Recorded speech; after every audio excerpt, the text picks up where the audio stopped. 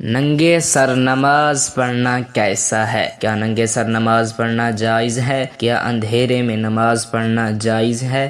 بسم اللہ الرحمن الرحیم۔ السلام علیکم ورحمۃ اللہ وبرکاتہ۔ محترم ناظرین، حضرت عبداللہ بن مسعود رضی اللہ تعالی عنہ سے روایت ہے، انہوں نے کہا حضور اقدس صلی اللہ علیہ وسلم نے عشاء کی نماز ادا کی اور پھر حضرت عبداللہ بن مسعود رضی اللہ تعالی عنہ کا ہاتھ پکڑا اور چلتے ہوئے آپ بطحا کی طرف نکل گئے۔ پھر آپ صلی اللہ علیہ وسلم نے حضرت عبداللہ بن مسعود رضی اللہ تعالی عنہ کو بٹھایا اور ان کے گرد ایک دائرہ کھینچ دیا اور فرمایا باہر نہ نکلنا یہاں تک کہ تمہارے پاس کچھ لوگ آئیں گے، تم ان سے کلام نہ کرنا، وہ بھی تم سے کلام نہیں کریں گے۔ پھر آپ صلی اللہ علیہ وسلم نے جدھر کا ارادہ فرمایا ادھر چلے گئے۔ اس دوران میں اپنے دائرے میں بیٹھا رہا جبکہ کچھ لوگ میرے پاس آئے، گویا کہ وہ اپنے بالوں اور جسموں کے اعتبار سے جٹ تھے، نہ رہے انہوں نے لباس پہنا ہوا تھا اور نہ ہی وہ برہنہ معلوم ہوتے تھے۔ وہ میری طرف آئے، وہ اس خط نما دائرے کو پار نہ کر سکے۔ پھر وہ حضور اکرم صلی اللہ علیہ وسلم کی طرف چلے گئے، یہاں تک کہ رات کا آخری حصہ آ گیا، وہ لوگ واپس نہ آئے۔ البتہ حضور اقدس صلی اللہ علیہ وسلم میرے پاس تشریف لے آئے اس حال میں کہ میں بیٹھا ہوا تھا۔ پھر آپ صلی اللہ علیہ وسلم نے مجھ سے فرمایا میں رات بھر سے سویا نہیں ہوں۔ پھر حضور نبی کریم صلی اللہ علیہ وسلم میرے پاس اس حصار میں داخل ہوئے اور میرے دانوں پر سر مبارک رکھ کر آرام فرما ہو گئے۔ آپ جب آرام فرما ہوتے تو تیز سانسوں کی آواز آتی تھی، اس دوران جب میں بیٹھا ہوا تھا اور آپ صلی اللہ علیہ وسلم میرے دانوں پر سر مبارک رکھ کر آرام فرما ہو گئے، اس دوران سفید لباس میں ملبوس کچھ لوگ آئے۔ ان کے حسن و جمال کا عالم تو اللہ تعالیٰ ہی بہتر جانتا ہے۔ ان کی آنے کی انتہا ہمارے پاس ہوئے۔ ان میں سے ایک گروہ حضور نبی کریم صلی اللہ علیہ وسلم کے سر مبارک کی طرف آ کر کھڑا ہو گیا اور ایک گروہ آپ کے مبارک قدموں کی طرف آ کر کھڑا ہو گیا۔ پھر انہوں نے آپس میں کہا میں نے آج تک کوئی بھی نبی ایسا نہیں دیکھا جتنی عنایت اس نبی پر ہوئی ہے۔ ان کے دونوں آنکھیں سو جاتی ہیں لیکن ان کا دل جاگتا رہتا ہے۔ انہوں نے آپ صلی اللہ علیہ وسلم کی مثال یہ دی کہ جیسے ایک سردار نے لوگوں کو اپنے کھانے اور پینے کی طرف بلایا، جن لوگوں نے ان کی دعوت قبول کی تو اس کا کھانا کھایا اور اس کی سبیل سے پانی پیا، اور جس نے اس کی دعوت قبول نہ کی تو اس نے عذاب پایا۔ پھر وہ لوگ چلے گئے۔ پھر حضور اقدس صلی اللہ علیہ وسلم اس وقت نیند سے بیدار ہوئے تو کہنے لگے جو انہوں نے کہا وہ تم نے سنا، اور کیا تم جانتے ہیں کہ وہ کون لوگ تھے؟ میں عبداللہ بن مسعود نے عرض کیا کہ اللہ تعالیٰ اور اس کے رسول صلی اللہ علیہ وسلم سب سے زیادہ اور بہتر جانتے ہیں۔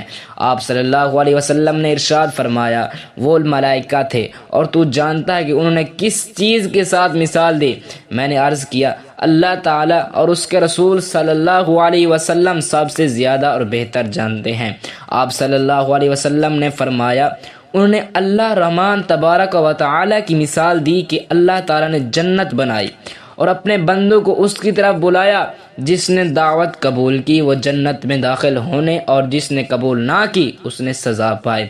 حضرت انس بن مالک رضی اللہ تعالی عنہ سے روایت ہے کہ ایک مرتبہ ہم جب حضور اقدس صلی اللہ علیہ وسلم کے ساتھ تھے تو آپ مسکرائے یہاں تک کہ آپ کی داڑھی مبارک ظاہر ہو گئی۔ آپ صلی اللہ علیہ وسلم نے فرمایا کیا تم جانتے ہو کہ میں کیوں مسکرایا؟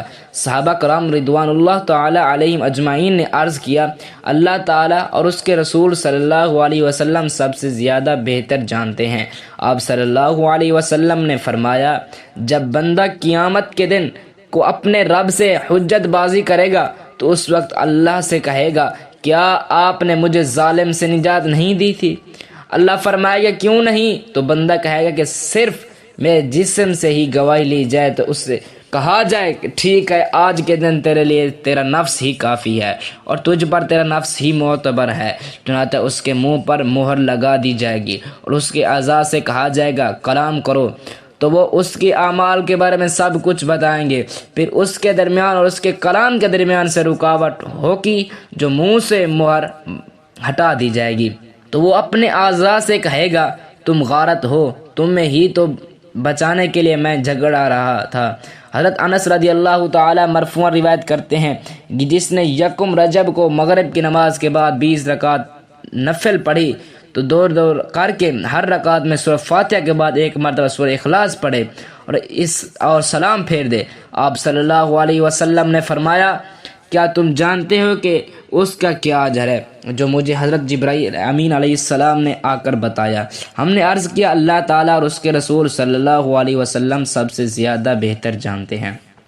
آپ صلی اللہ علیہ وسلم نے فرمایا، اللہ تعالیٰ اس کی جان کی، اس کے گھر کی، والوں کی اور اس کے بچوں کی حفاظت فرمائے گا، اور اسے قبر کے عذاب سے محفوظ رکھے گا، اور اسے بغیر کسی حساب کی بجلی کی سی تیزی کے ساتھ پل صراط سے گزار دے گا۔ نماز جیسے اہم مسئلے پر پورے احکام اور تفصیلات کی وضاحت کرنا ضروری ہے۔ اگر کپڑے کم ہوں یا بدن کا کوئی حصہ ڈھانپنے میں مشکل پیش آئے تو شریعت نے ایسے مسائل کے حل بھی فراہم کیے ہیں۔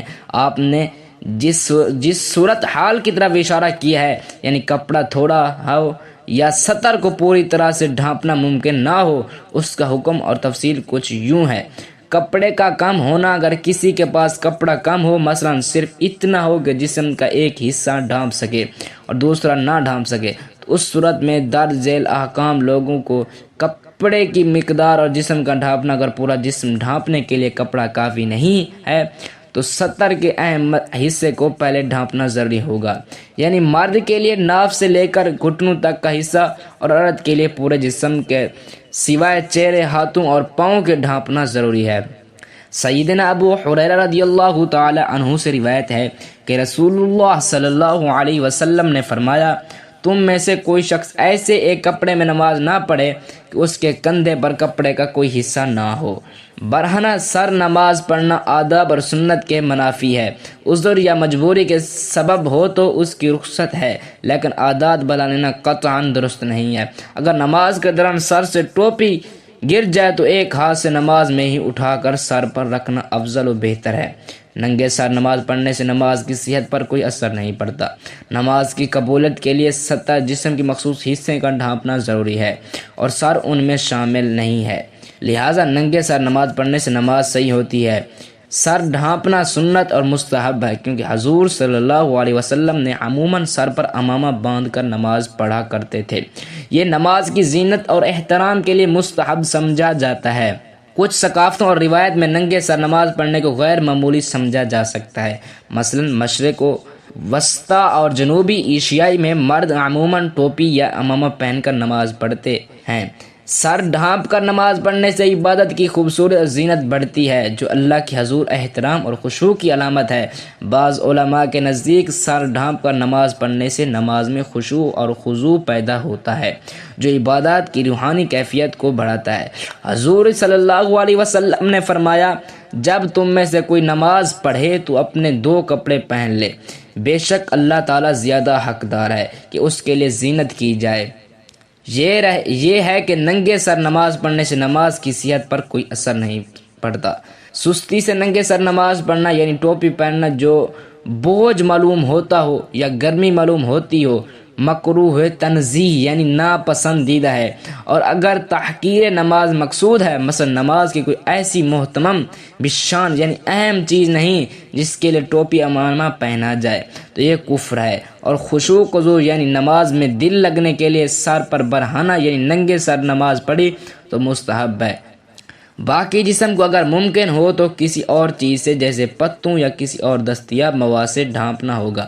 کپڑا اگر صرف ایک کندھے پر ہو، اگر کپڑا اتنا کم ہو کہ پورا جسم ڈھانپنے کی بجائے صرف ایک کندھا ڈھانپ سکے، تو نبی کریم صلی اللہ علیہ وسلم اس حوالے سے فرمایا، ترجمہ، تم میں سے کوئی ایک کپڑے میں نماز نہ پڑھے جبکہ اس کے دونوں کندھوں پر کچھ نہ ہو۔ اس کا مطلب یہ ہے، اگر کپڑا اتنا کم ہو کہ دونوں کندھوں کو نہ ڈھانپ سکے تو کم از کم ایک کندھے کو ڈھانپنا چاہیے، اور اس کے ساتھ ناف سے گھٹنے تک کا حصہ بھی ڈھانپنا ضروری ہے۔ نماز کا طریقہ، جب کپڑے محدود ہوں، اگر کپڑا کم ہو اور پوری طرح سے جسم کو ڈھانپنا ممکن نہ ہو تو شریعت میں ایسے شخص کے لیے آسانیاں رکھی گئی ہیں۔ بیٹھ کر نماز پڑھنا، اگر کپڑا کم رہے اور اگر کھڑے ہو کر نماز پڑھنے سے جسم کا سطر کھل جائے گا تو ایسی حالات میں بیٹھ کر نماز پڑھنا جائز ہے تاکہ سطر زیادہ سے زیادہ محفوظ رہے۔